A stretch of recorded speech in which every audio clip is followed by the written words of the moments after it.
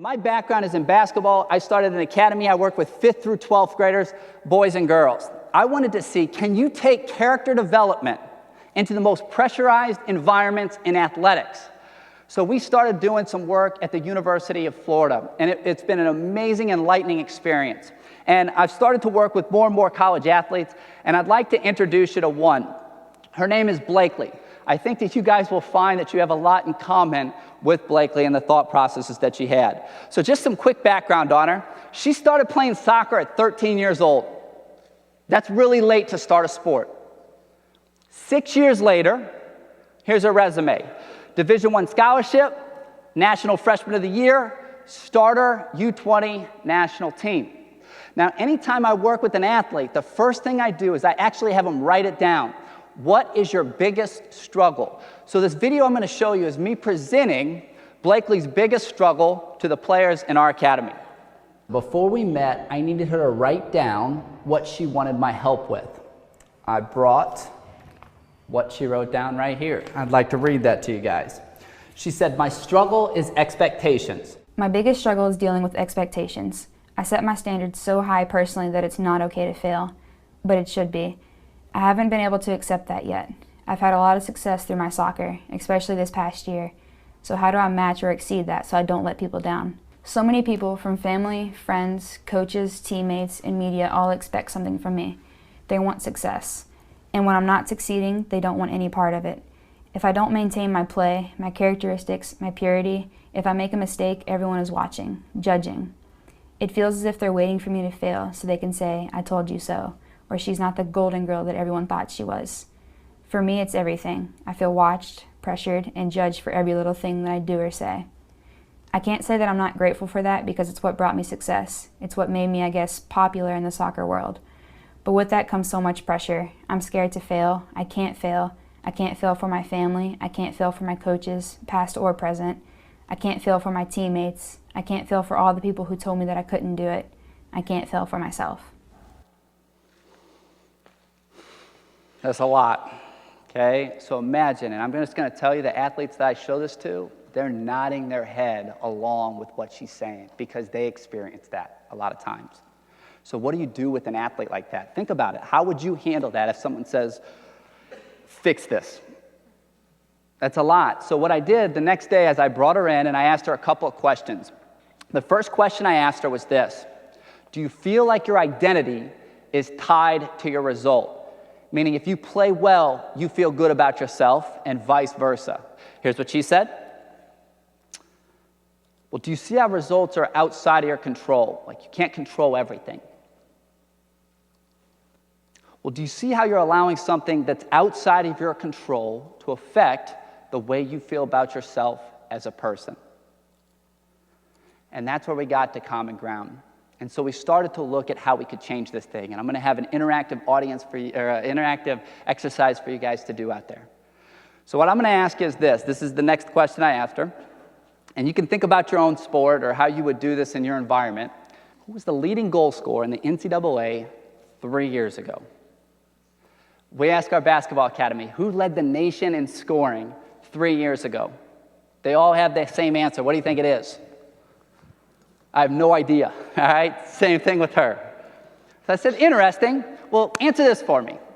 Who was your favorite teacher growing up? Just 30 seconds, quickly lean over. Just name the person's name, the best teacher you had when you were growing up. All right, as you guys are talking about that, I asked her, she said her 8th grade science teacher, whoever you picked, I want you to explain, why did you pick that person? Why did you pick that person? I'll give you guys 30 seconds. So we have 220 players that we work with on a weekly basis. So we compiled the top 5 reasons they picked the teacher that they picked. Here's what they were. See if you see your answer on that list. And you know what's really interesting? I'm just going to do a special little call out. Miss Kirk, can you stand up, please?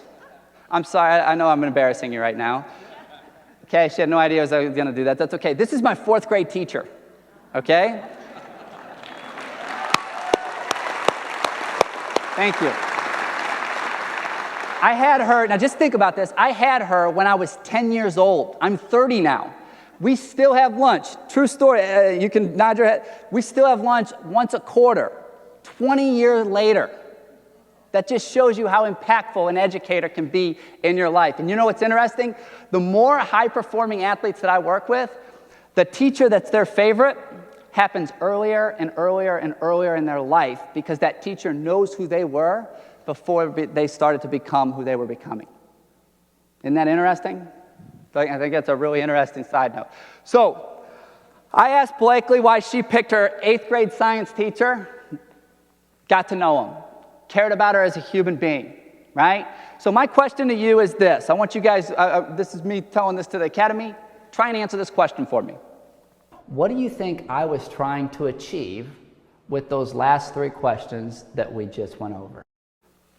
Leading goal scorer, favorite teacher, why? Quickly talk about it, 20 seconds. Those 3 questions, what are they? What do people forget?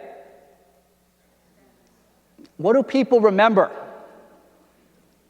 So I asked Blakeley to actually write down how she wants to be remembered as a person. Here's what she wrote down.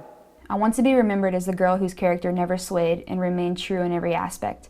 When little girls come to watch me play, I want them to be able to say, I want to be the person she is, not just the soccer player. Like you told me earlier, people will forget stats. They will forget how many goals I scored, but they will always remember the person that I was and my true character. Now, it's very important to note that I was not with her when she was writing this. She goes home and then she emails me. This is exactly the form that the email was in. So one word jumps off the page. What is it? Person. She put it in all caps, okay? So what we did is we developed a tagline for her based on that note. Person is greater than the player. And then what we did is we thought, okay, when those little girls come to watch you play, what do you want them to leave thinking? And this is the thought we want in their head. Now, I'm going to tell you this is exactly the opposite of how she's been socialized. So what we did is we made these little cards, and she's putting them everywhere as visual reminders. Now, why is that important? Let's think about this. If her identity is in herself as a player, and she missed a PK. For the basketball folks, that's like a clutch free throw in a game. She missed it. I'm learning too, all right? I'm learning too. She misses a PK, and her identity is in herself as a player. How is she feeling in that moment? Dejected. But if her identity is in herself as a person, that now becomes an opportunity to show all those young ladies who are coming to watch her play how to use adversity and bounce back from it.